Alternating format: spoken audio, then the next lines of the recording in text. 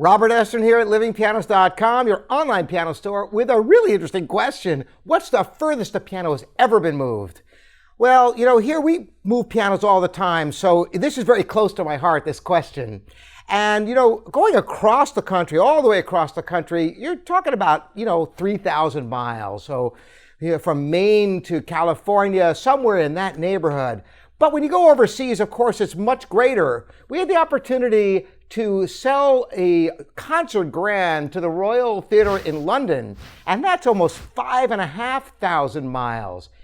Interestingly, that move was a piece of cake until the last couple of miles. When you get to the inner city in London, it actually costs us more for that last couple of miles than the entire rest of the move, including crating the piano and everything. They try to limit traffic there, so that's just an interesting aside for you. We also had the opportunity to sell pianos in China. Shenzhen, for example, is a little over 7,000, about 7,200 miles away, so that's pretty far. Now, we've never moved a piano to Australia, at least not yet, and if we have the opportunity, that's over 8,100 miles away.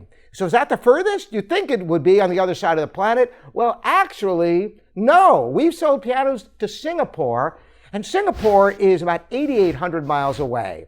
So that's the furthest we have moved pianos. But what's the theoretical furthest a piano could possibly be moved? Well, unless you're just taking a piano for a ride around and around and around, which could be endless, if you went all the way around the world to the opposite side, well, at the equator, that's about 12,500 miles. So that's the theoretical limit. Or is it? Did you know that there's a piano on the International Space Station? That's right. Now, it's not a piano like this. It is a digital keyboard, but it is a piano. So for the sake of discussion, let's talk about that. Now, once again, orbiting the Earth, who knows how many thousands of miles that is, but once again, you're just taking a piano for a ride. You're not actually moving it from point A to point B. And the International Space Station is only about 300 miles away, straight up, at the point at which it passes you. So once again, the answer to the question is, if you're going all the way around the world, or pardon me, halfway around the world at the equator, is about 12,500 miles, because obviously you're not going to go all the way around the world because you could go the shorter distance.